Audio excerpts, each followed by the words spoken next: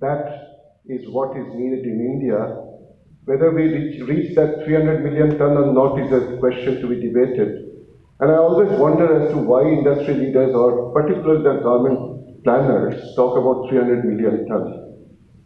If you step back and think for a while that a country which consumes only 60 kg per capita compared to over 500 in China and over 1100 in Korea, when the world average is over 200, what would you do with 300 million tons of steel?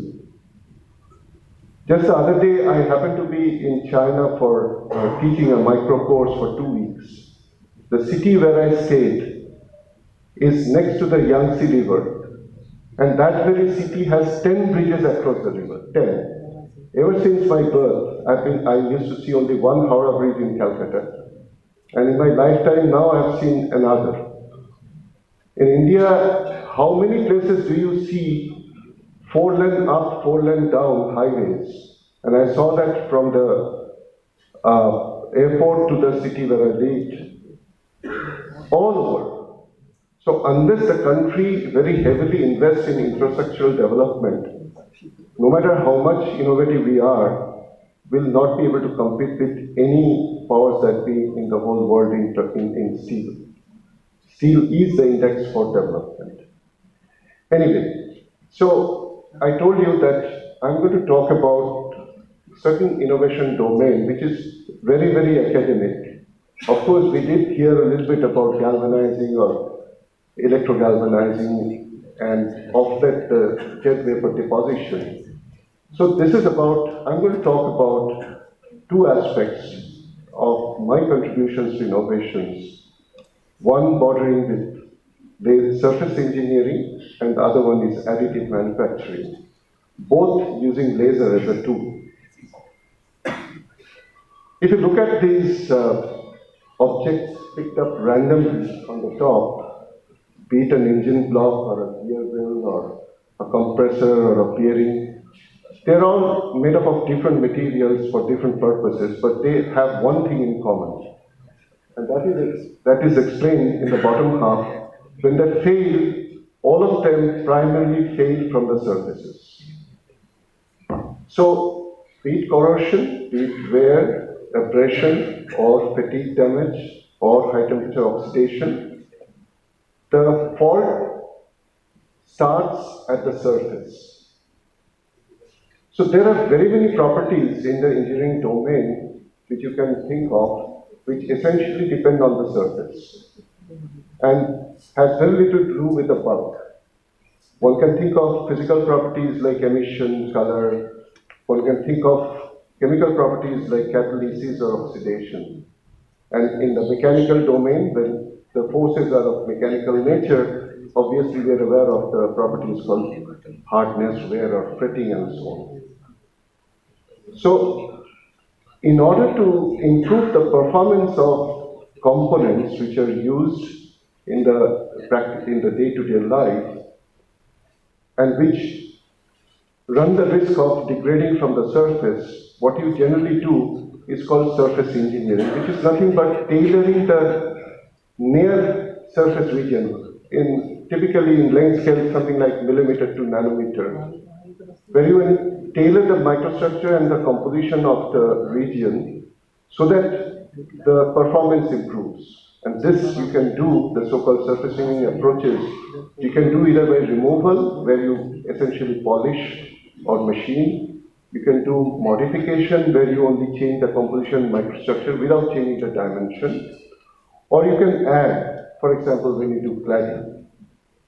And all these approaches, broadly, you can divide into two possibilities. One you call conventional approaches, like galvanizing, which is constraint imposed by nature in terms of the amount you can introduce, the solubility limit, the thermodynamic limit, or the diffusivity, which is the kinetic limit.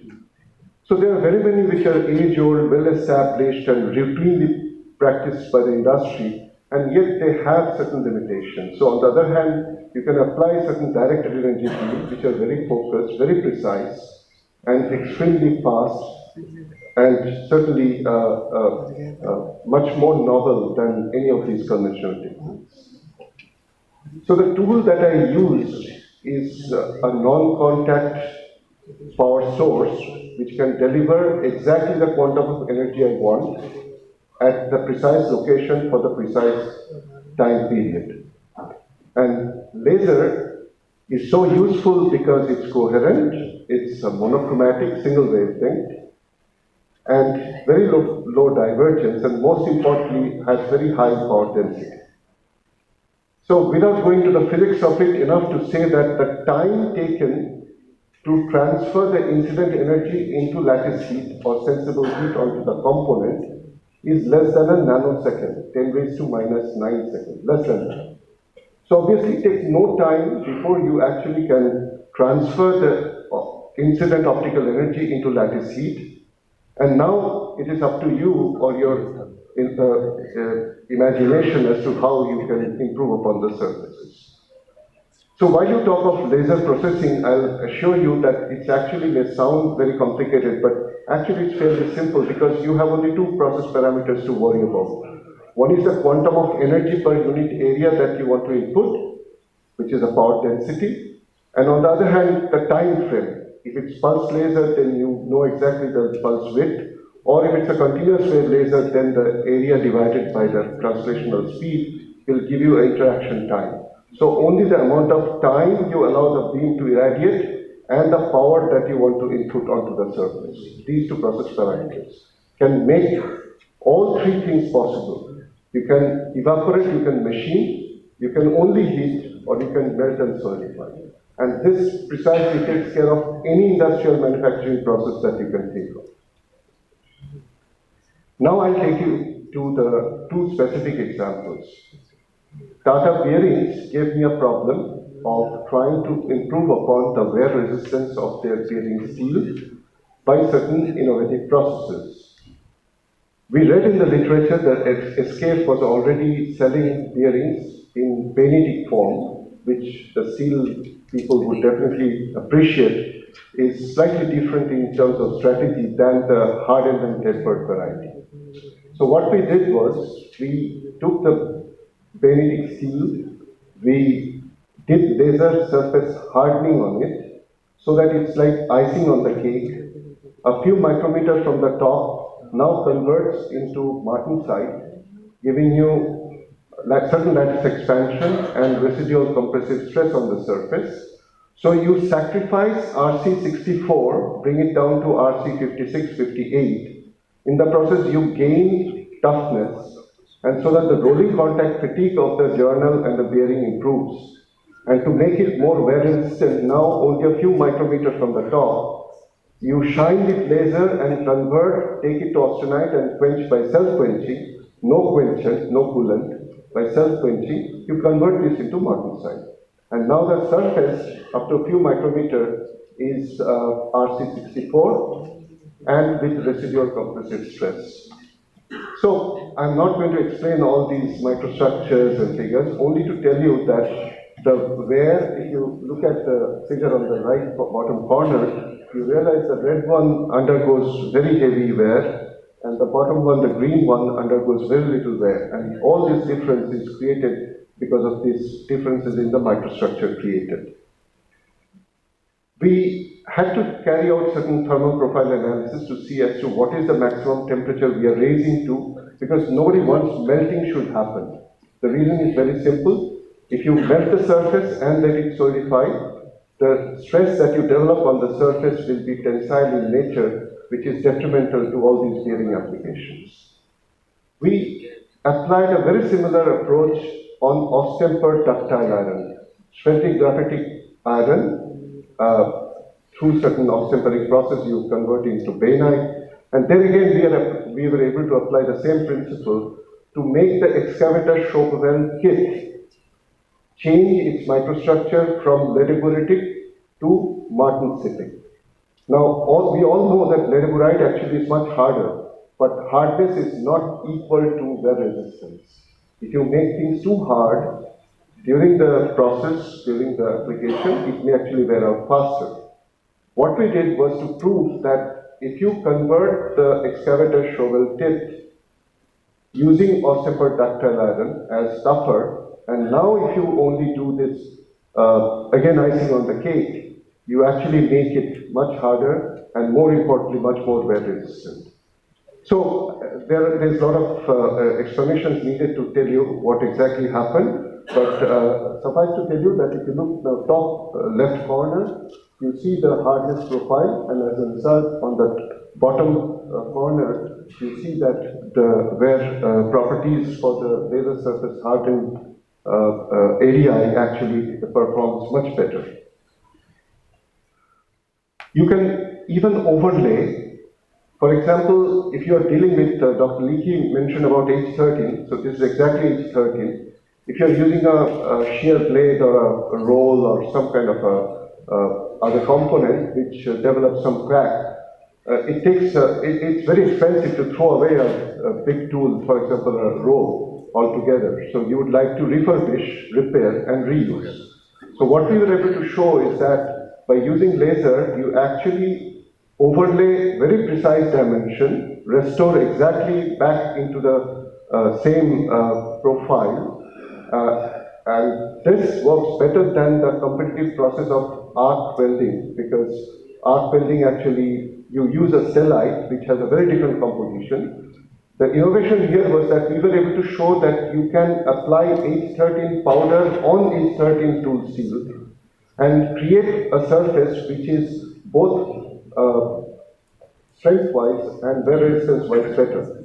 And this is to our surprise, because when you overlay, you actually bring it from molten state to the solid state. And when you do that, it actually forms, again, martensite. Normally in steel, you don't expect under solidification you develop martensite, but this was possible because of the very high cooling rate that you can achieve in laser processes. Now, the second part is about additive manufacturing. So where do you go from what you have learned using laser as a non-contact tool for various surface engineering purpose? So when you look at a component, say a bearing or a journal, you actually go through usually the process of extracting, melting, and making a huge ingot, then processing it, and then machining and so on. Now, what you can do using additive manufacturing is you actually build droplet by droplet and create a final product of the precise dimension that you want. It's much easier to say, but much more difficult to achieve. So essentially the process that we are now talking about is manufacturing, which is essentially droplet by droplet on the plane and layer by layer out of plane. Now, anybody who understands the microstructural evolution would appreciate that the microstructure that you develop here will be far too heterogeneous, will contain lot many interfaces and segregation than a completely wrought product. So the challenge lies as to when you look at any of these components, how are you going to ensure that in terms of composition, in terms of microstructure, they are going to be comparable and even better than the conventional wrought products. So there's a lot of science that needs to be understood.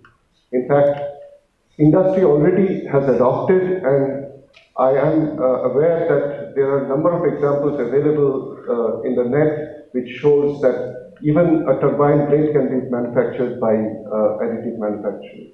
Only yesterday in Trivandrum, I had the opportunity of talking to the India head of Rolls-Royce, and I asked him the same question, and he said it's a dream to be realized God knows in how many decades.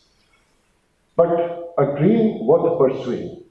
So whether it is going to be a turbine blade for sure or not, one can certainly think of nozzles and sprockets and springs which can be readily manufactured using the already understood technology for additive manufacturing.